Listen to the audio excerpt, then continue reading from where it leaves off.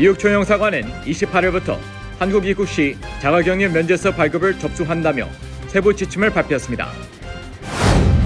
뉴욕 렌트 가이드라인 위원회는 뉴욕시 아파트 렌트가를 소폭 인상하기로 결정했습니다. 오늘 뉴욕 한인회관에서 한국 국회 평화 외교 포럼 방미단을 초청한 간담회가 열렸습니다. 오늘 플로리다주 마이애미데이드 카운티 서사에서 12층짜리 아파트 건물 일부가 붕괴되는 사고가 발생했습니다.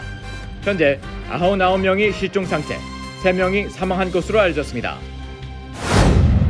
전국 경제가 빠른 속도로 회복되고 있지만 뉴욕의 경기 회복 속도는 50개 주 중 꼴찌 상태인 것으로 나타났습니다. 유명 영화 감독 닉 쿠테 부인이 장기간 코로나19 후유증으로 고통을 겪다 스스로 목숨을 끊은 사실이 뒤늦게 알려졌습니다. 상원이 9,530억 달러 규모의 인프라 투자 예산에 잠정 합의했습니다. 초대형 경기 부양안의 한 축이 일단 마무리됐다는 평가입니다. 모더나, 화이자 코로나19 백신을 접종받은 젊은이들이 드물게 심장염증성 질환을 겪을 수 있다고 질병통제예방센터가 밝혔습니다.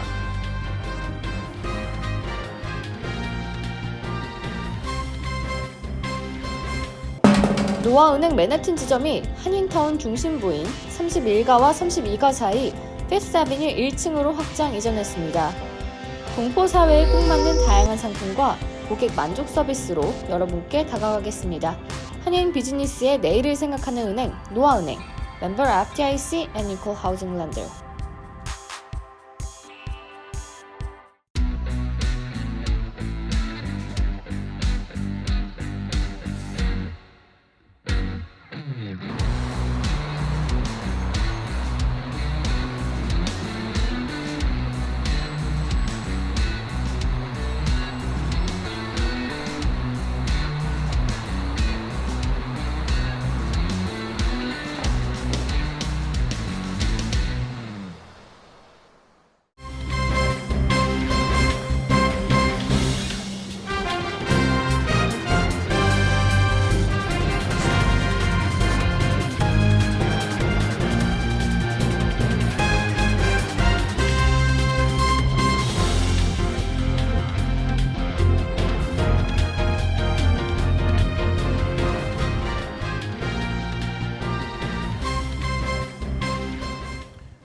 여러분 안녕하십니까?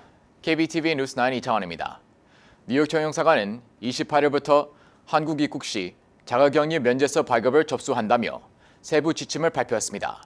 보도에 김현지 기자입니다. 코로나 바이러스 백신 접종자들은 28일부터 이메일로 자가격리 면제 신청서를 제출할 수 있습니다. 출발하는 공항의 관할기관에 신청해야 하며 뉴욕, 뉴저지, 코네티컷, 펜실베니아, 델라웨어주의 관할기관은 뉴욕 총영사관입니다. 접수와 발급 절차는 이메일을 통해 이루어지며 출생월에 따라 신청 이메일 주소가 달라 유의해야 합니다. 발급까지는 근무일 기준 최대 5일이 소요될 예정이며 면제서 유효기간은 1개월입니다.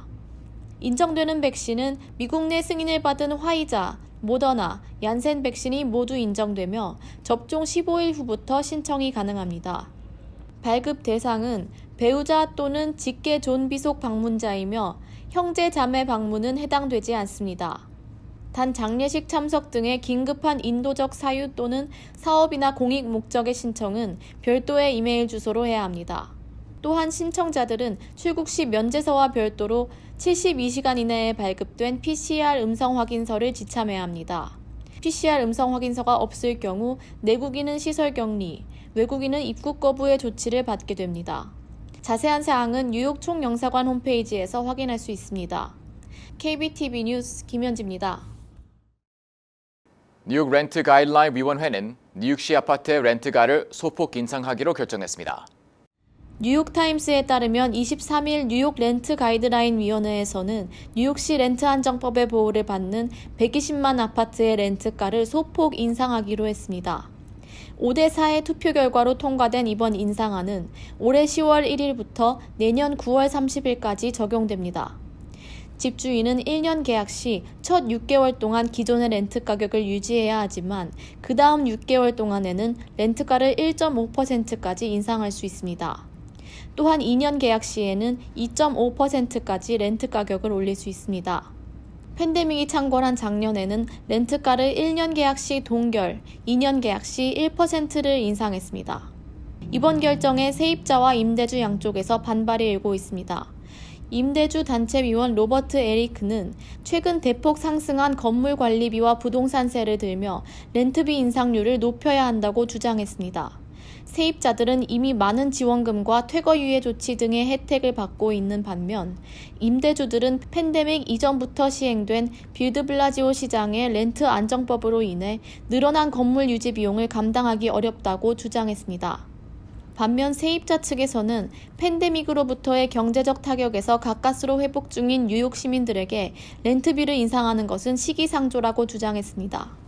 이번 투표에서 인상안에 반대표를 던진 리아 굴리치 위원은 이미 수십 년간 상승해온 뉴욕 렌트 가격이 현재의 부당한 렌트비 제도를 만들었다고 전했습니다. 뉴욕의 주거환경 정책을 연구하는 뉴욕대학교의 퍼먼 센터는 팬데믹 이전부터 뉴욕시 530만 명의 세입자들의 절반이 수입의 30% 이상을 렌트에 지불했다며 이는 그들에게 큰 경제적 부담이 되고 있다고 말했습니다. 한편 뉴욕주는 이번 달부터 연방정부에서 270억 달러를 지원받아 세입자들이 렌트 지원금을 신청할 수 있도록 했습니다. 세입자들은 지난 1년 동안의 렌트와 유틸리티 연체금을 받을 수 있으며 현재 10일 만에 세입자들이 신청을 완료했습니다. KBTV 뉴스 김현지입니다. 오늘 뉴욕 한인회관에서 한국 국회 평화 외교 포럼 방미단을 초청한 간담회가 열렸습니다. 보도에 김현지 기자입니다. 오늘 간담회에는 방미 일정을 진행 중인 더불어민주당의 김경협, 박찬대, 김민철 의원, 정의당의 이은주 의원이 방문해 한인사회 임원들과 함께 방미 성과와 동포사회 현안에 대한 이야기를 나눴습니다. 이번 외교포럼단의 방미는 미 하원 외교위원회 소속 브래드 셔먼에 의해 연방의회에서 발의된 한반도 평화법안에 대한 지지를 확산시키기 위해 진행되었습니다. 방미단은 먼저 워싱턴 DC에서 셔먼 의원을 비롯한 민주당과 공화당 의원들과 면담을 진행한 뒤 오늘 뉴욕을 방문했습니다. 간담회에서 외교포럼 단장 김경협 의원은 남북관계의 핵심적인 내용을 모두 포함한 이번 법안이 미국 연방의회에서 발의된 것은 획기적인 사건이라며 팬데믹 동안 단절되었던 북한과의 대화를 시작하는 것에 큰 역할을 할 것이라 해석했습니다. 또한 미국 연방의회 위원들에게서 법안에 대해 예상을 뛰어넘는 적극적인 지지 의사를 전달받았다며 한반도 종전선언이 말로만 되풀이되는 것이 아니라 실현에 가까워졌다는 의견을 전했습니다. 더불어 어려운 해외 생활에도 함께 상처를 극복하고 화합을 이뤄온 한인 동포 사회의 힘이 이번 법안 통과에 큰 힘으로 작용할 것이라고 전망했습니다. 이어서 한인회 측에서 한인 사회의 현안들을 전달하는 시간을 가졌는데 찰스 윤 뉴욕 한인회 회장은 선천적 복수국적 제도가 한인 2세들의 미국 생활에 끼치는 문제점과 7월부터 시행되는 격리 면제의 대상자를 확대할 필요성을 언급했습니다. 또한 이경로 뉴욕 민주연합 대표는 내년 치러질 대선에 앞서 재외국민의 우편투표제 도입이 시급하다고 말했으며 이에 대해 평화포럼 의원들은 관련 법안이 국회에서 발의된 상태이며 오늘 제기된 문제들에 대해 한국 국회 측에서 적극적으로 검토하겠다는 의사를 표했습니다. KBTV 뉴스 김현지입니다. 오늘 새벽 2시쯤 플로리다주 마이애미데이드 카운티 서프사이드에서 12층짜리 아파트 건물 일부가 붕괴되는 사고가 발생했습니다. 구조 작업이 한창 진행 중인 현재 99명이 실종 상태, 3명이 사망한 것으로 알려졌지만 인명피해가 계속해서 불어날 것으로 우려되고 있습니다. 보도에 김은지 기자입니다. 한밤중 요란한 굉음과 함께 12층짜리 채플레인 타워 사우스 아파트의 한쪽 구조물 전체가 폭삭 내려앉는 사고로 136가구 중 55가구가 붕괴됐습니다. 발코니부터 아파트 깊숙한 부분까지 마치 잘려나간 것 같은 모습으로 남아있는 아파트 건물 내부가 훤히 들여다 보입니다. 사고 관련 사상자 수는 정확히 확인되지 않고 있지만 입주자 51명의 소재가 파악되지 않고 있습니다. 마이애미데이드 카운티 경찰은 현재까지 3명이 사망하고 9명이 부상을 당했으며 99명이 실종 상태라고 밝히고 사고의 원인이 아직 파악되지 않아 인명피해 규모 역시 매우 유동적이라고 확인했습니다. 현장에 출동한 소방대 구조팀은 건물 안에 갇혀있던 주민 약 40명을 구조했습니다. 사상자는 더 늘어날 전망입니다. 카운티 측은 대규모 수색과 구조 작업이 진행 중이고 잔해에 갇힌 이들을 확인하고 구조하기 위해 가능한 모든 조치를 할 것이라고 말했습니다. 소방당국은 80여 개의 구조팀을 투입해 수색 및 구조 작업을 벌이고 있으며 붕괴 건물 주변에 85번가에서 96번가까지 11개 도로가 폐쇄됐습니다. 이날 붕괴된 아파트는 해변에 있는 컨도미늄 형태로 1981년 건설됐습니다. KBTV 뉴스 김은지입니다. 전국 코로나19 백신 접종률이 70%에 가까워지면서 경제가 빠른 속도로 회복되고 있지만 뉴욕의 경기 회복 속도는 50개 주 중 꼴찌 상태인 것으로 나타났습니다. 자세한 소식 김은지 기자가 전해드립니다. 무디스와 CNN 비즈니스 팀이 지난 23일 발표한 경제 회복 지수에 따르면 전국 각 주의 경제 회복 정도는 코로나19 팬데믹 이전의 93% 수준인 것으로 나타났습니다. 일부 주는 코로나19 이전 경제 지수를 앞지른 수치를 보였습니다. 그러나 뉴욕은 83%로 전국에서 가장 회복 속도가 느린 것으로 조사됐습니다. 뉴욕이 경기 회복이 더딘 이유는 높은 실업률과 저조한 관광객 유입 때문입니다. 뉴욕의 실업률은 7.8%로 가장 높은 수치를 보이고 있습니다. 뉴욕을 찾는 관광객은 코로나19 팬데믹 이전에 비해 대폭 줄었습니다. 무디스의 수석 이코노미스트 맷 콜런은 주요 경기 회복 지수 중 하나가 레스토랑 활성화인데 뉴욕의 경우 관광객이 대폭 감소해 레스토랑 경기가 살아나지 못하고 있다고 진단하며 관광객이 몰려야 레스토랑과 호텔을 포함한 접객업 분야 경기가 되살아나고 실업률도 감소할 것이라고 설명했습니다. 뉴욕의 레스토랑 산업 매출은 팬데믹 이전에 비해 40% 감소한 상황입니다. 이는 전국 레스토랑 산업 매출 감소율 13%와 큰 차이를 보이고 있습니다. 코로나19 팬데믹 이전인 2019년 뉴욕의 GDP는 1조 8천억 달러였습니다. 이는 이탈리아 전체 GDP와 비슷한 수준이며 전국 GDP의 8%를 차지하는 것입니다. 지난해 뉴욕의 GDP는 전년 대비 5.9% 감소했습니다. 지난해 미국의 총 GDP 감소율이 3.5%였던 점을 감안하면 뉴욕의 경제 타격이 상대적으로 컸다는 것을 알 수 있습니다. KBTV 뉴스 김은지입니다. 유명 영화 감독 닉 구테의 부인이 장기간 코로나19 후유증으로 고통을 겪다 스스로 목숨을 끊은 사실이 뒤늦게 알려졌습니다. 보도에 김은지 기자입니다. CNN 방송 보도에 따르면 최근 영화 감독 닉 구테의 아내인 헤이디 페러가 장기간 계속된 코로나19 후유증에 시달리다 스스로 목숨을 끊었습니다. 페러는 지난해 여름 코로나19에 걸려 치료를 받았지만 퇴원 후 발의 통증으로 고통을 겪었습니다. 이어 소화불량, 복통 등이 뒤따랐으며 누워있다가 일어나면 심장이 뛰기도 했습니다. 사망하기 몇 주 전부터는 신경떨림이 시작돼 잠을 자다 1시간마다 깨기도 했습니다. 뇌에 안개가 낀 것처럼 느껴져 책을 읽는 것조차 거의 불가능했습니다. 이 같은 증세가 처음 찾아왔을 때 의사들은 코로나 후유증 대신 다른 원인을 지적했습니다. 그러나 몇 달간 정확한 테스트를 거친 결과 장기 코로나19 후유증이라는 사실이 드러났습니다. 국가건강관리센터의 프랜시스 콜린스 박사에 따르면 코로나19 감염자의 약 10%에서 30%가 장기적인 후유증을 경험하고 있습니다.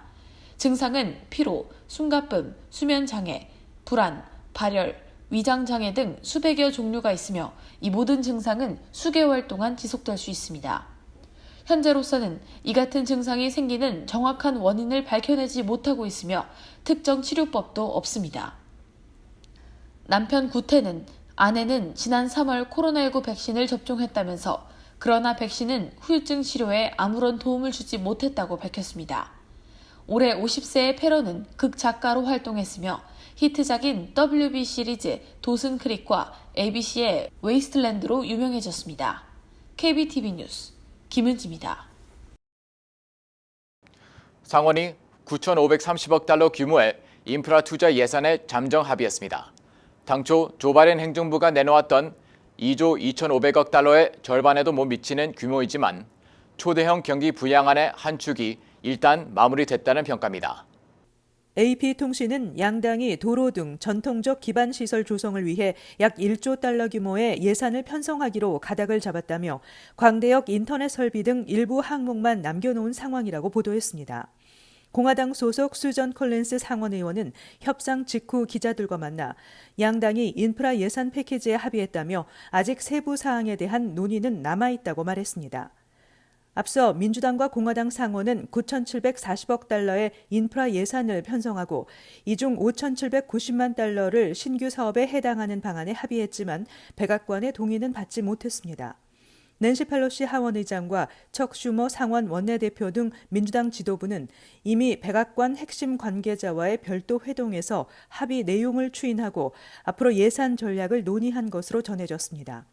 공화당 지도부가 이번 초당파 의원들의 합의에 찬성할지는 미지수이지만 대규모 일자리 창출을 동반한 인프라 투자 예산에 반대하는 것은 보수 진영에도 정치적 부담이 크다고 워싱턴 포스트는 지적했습니다. 상원이 최종 합의를 확정할 경우 바이든 대통령이 연초 제안한 2조 2천억 달러의 미국 일자리 계획에는 미달하지만 총 4조 달러에 달하는 초대형 경기 부양안의 한 축이 일단 마무리된 셈입니다. 바이든 대통령은 앞서 일자리 계획을 발표하며 현재 21%인 법인세를 28%로 올리는 방안을 제안했지만 공화당의 거센 반대에 부딪혀 왔습니다.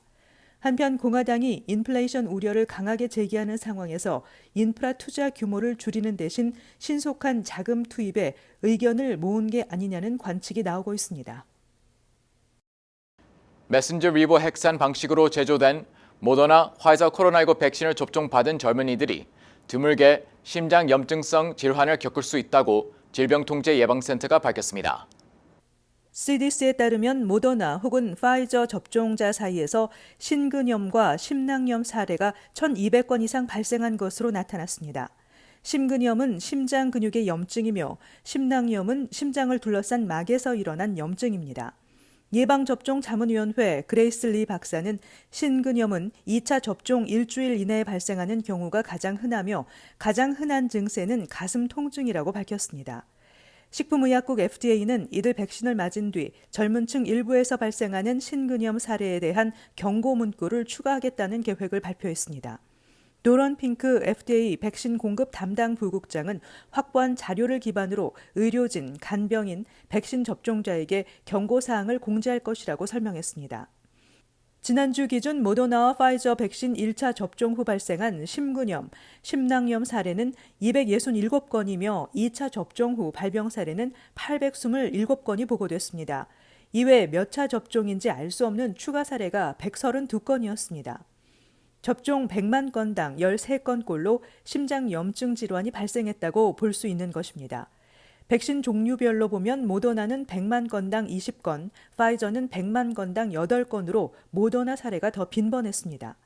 30세 미만 남성이 가장 많았으며 대부분은 가벼운 증세를 나타냈으며 발병 후 퇴원한 295명 중 79%가 완치했습니다. 현재 9명이 입원 상태이며 2명은 중환자실에 있는 것으로 알려졌습니다. CDC에 따르면 미국 전체 인구의 약 53%에 해당하는 1억 7,760만 명이 적어도 한 번 이상 코로나19 백신을 접종받았습니다. 뉴 밀레니엄 뱅크에서 SBA 론 빅 프로모션을 실시합니다. 첫째, 클로징 기준 융자 금액 3%의 SBA 보증 수수료를 면제해드립니다. 둘째, 향후 3개월 동안 원금과 이자를 대신 내드립니다.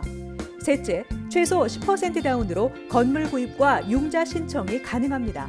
위 내용은 SBA 승인을 대상으로 하며 모든 대출자가 자격이 되는 것은 아닙니다. 본 혜택은 2021년 9월 30일까지이며 SBA에 의해 조기 종료될 수 있습니다. 기타 약관과 조건이 적용되며 프로그램과 약관과 조건은 예고 없이 변경될 수 있습니다. FDIC 멤버 앤 이퀄 하우징 렌더. 뉴저지주가 저소득층 자녀들이 제한적이지만 무료로 대학 교육을 받을 수 있는 프로그램을 추진합니다. 무료 대학 교육 프로그램은 연수입 6만 5천 달러 이하 가정의 자녀가 커뮤니티 칼리지를 졸업하고 4년제 주립대학에 편입을 하면 이후 3학년과 4학년 2년 동안 학비를 지원해 학사 학위를 취득할 수 있도록 하는 내용입니다. 또 무료 대학 교육이라도 일부 제한이 있는데 학비와 행정 수수료 등은 면제되지만 책, 교재, 거주비, 교통비 등은 본인이 부담해야 합니다. 특히 학교 기숙사를 이용할 경우에는 12,000달러 정도의 기숙사비를 본인이 내야 합니다. 머피 주지사와 민주당이 합의한 예산안이 주의회를 통과하게 되면 무료 대학교육 프로그램은 오는 2023년 봄학기부터 시행됩니다.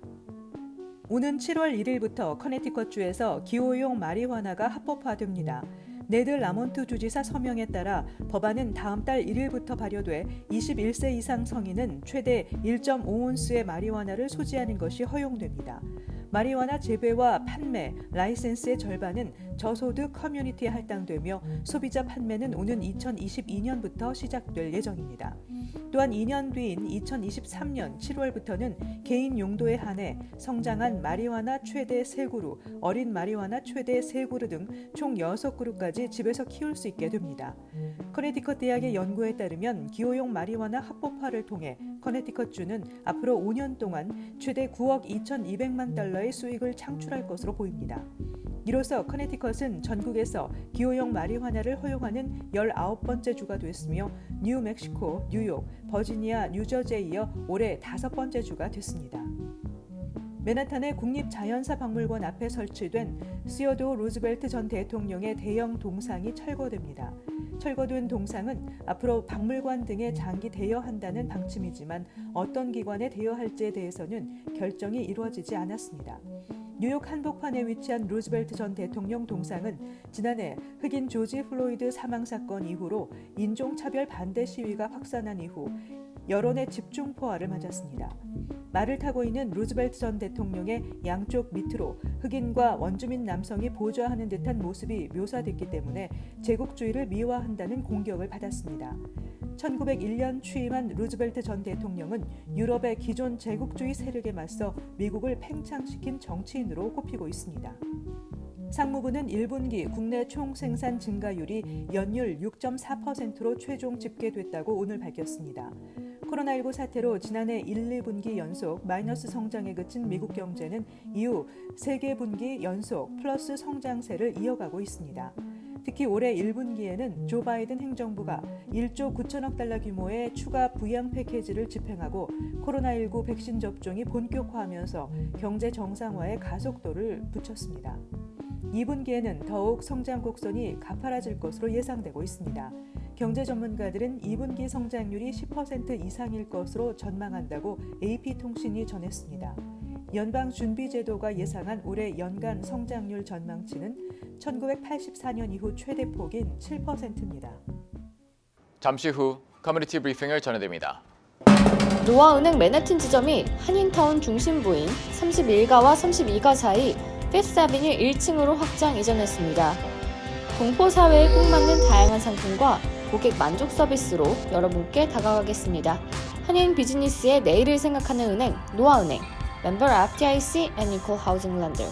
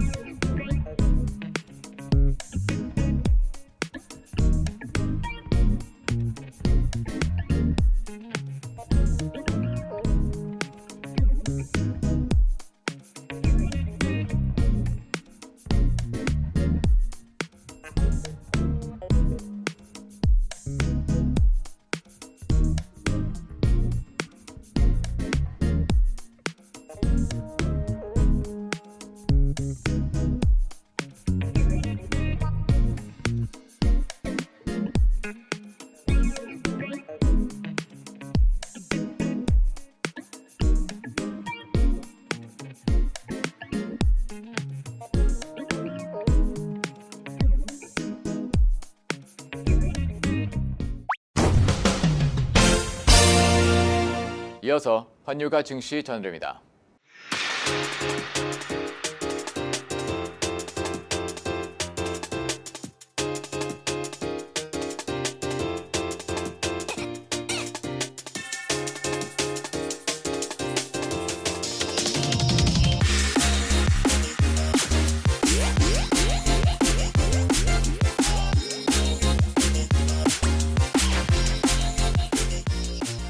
잠시 후 뉴욕과 뉴저지 날씨 전해드립니다.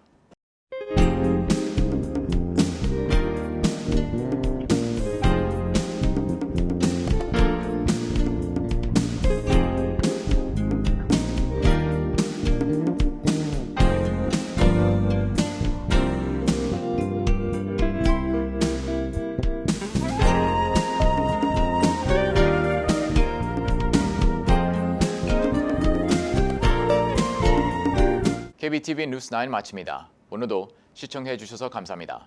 편안한 밤 보내시기 바랍니다.